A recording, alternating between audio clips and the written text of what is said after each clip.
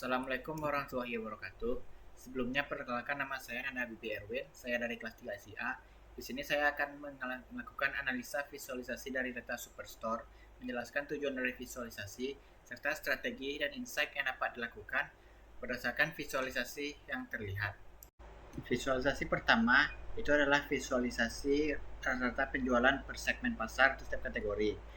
Visualisasi ini membandingkan kontribusi setiap segmen, yaitu segmen konsumer, corporate, dan home office dalam setiap kategori seperti kategori furniture, office supplies, dan teknologi.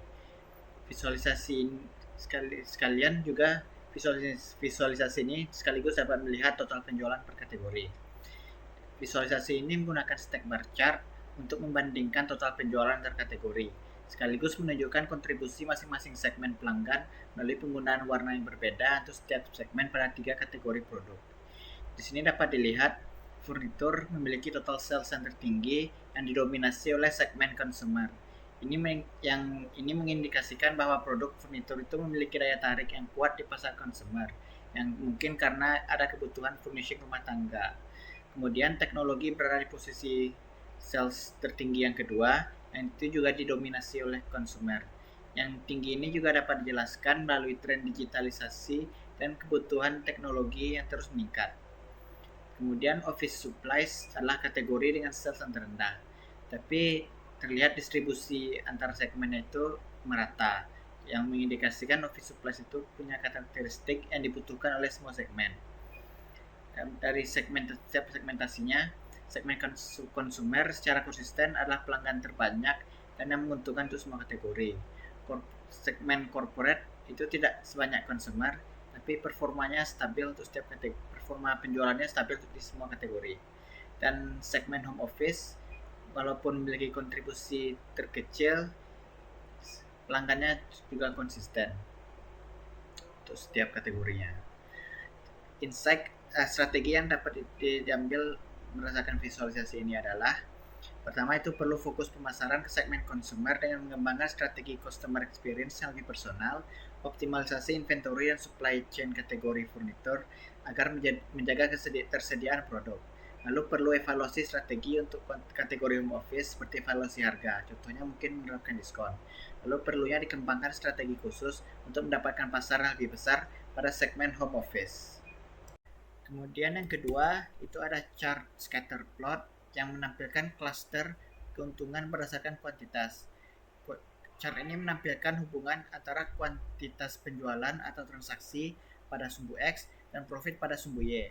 Data dikelompokkan jadi 3 klaster, yaitu klaster 1 warna biru, klaster 2 warna oranye, dan klaster 3 warna merah. Visualisasi ini dipilih karena clustering warna dapat membantu identifikasi pola hubungan antara kuantitas pembelian dan profit, serta mengelompokkan data berdasarkan karakteristik profitabilitas menggunakan warna yang berbeda, serta identifikasi outlier dengan melihat titik-titik yang terpisah dari kelompok utama. Temuan yang didapat adalah cluster 1 merupakan cluster yang terbesar dengan sebaran data yang paling padat, dengan profitnya di antara negatif 250.000 sampai 500.000. Cluster ini memiliki kuantitas transaksi yang tinggi, namun keuntungan yang didapat sangat rendah. Dan ada juga terdapat transaksi dengan profitnya yang negatif. Cluster 2 berwarna kuning itu keuntungannya 500 sampai 2 juta, performanya itu lebih stabil dibandingkan cluster yang lain. Kemudian cluster 3 berwarna merah, walaupun jumlahnya sedikit, cluster ini sangat menguntungkan, tidak ada kerugian yang signifikan. Kemudian data ini menunjukkan bahwa kuantitas transaksi tidak selalu berhubungan dengan peningkatan profit. Customer yang sering berbelanja itu belum tentu menguntungkan. Dan lihat lagi pada klaster 1 ada risiko kerugian, sehingga perlu lakukan evaluasi penetapan biaya. Dan juga perlu ada identifikasi faktor yang menyebabkan kerugian pada transaksi dengan kuantitas yang banyak untuk mitigasi risiko. Serta ada potensi untuk marketing pada klaster 3 karena keuntungan yang tinggi walaupun tidak memiliki volume transaksi yang begitu banyak. Kemudian terakhir ada line chart dengan trend line yang menampilkan rata-rata keuntungan per bulan sepanjang 1 tahun. Visualisasi ini menunjukkan profit rata-rata dari Januari hingga Desember. Grafik juga memiliki trendline untuk menunjukkan pola pergerakan profit sepanjang tahun. Visualisasi ini dipilih untuk melihat pola musiman dan tren profit bulanan, untuk melakukan perencanaan inventory serta melihat pola dalam jangka panjang. Berdasarkan data ini, dilihat pada kuartil 1 dimulai dengan rata-rata yang terendah pada bulan Januari, kemudian meningkat secara drastis pada bulan Februari, lalu menurun sedikit pada bulan Maret. Kemudian lanjut ke Q2, pada bulan April, Mei, dan Juni ada kenaikan yang konsisten yang mengindikasi ada momentum positif menjelang pertengahan tahun. Lalu pada Q3 pada bulan Juli, kenaikan masih konsisten, lalu mencapai puncak tertinggi pada bulan Agustus, namun menurun drastis pada bulan Desember. Kemudian pada kuartil 4 pada bulan Oktober-November sedikit ada kenaikan, namun tidak terlalu tinggi, lalu menurun lagi pada bulan Desember.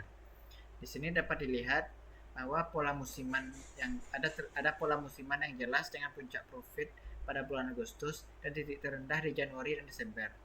Kemudian ada kenaikan profit di Agustus yang kemungkinan ada kaitannya dengan mulainya pembelajaran sekolah, sehingga banyaknya ada penjualan office supplies dan furniture. Kemudian penurunan pada akhir tahun mungkin terjadi karena adanya diskon besar-besaran yang mengurangi keuntungan.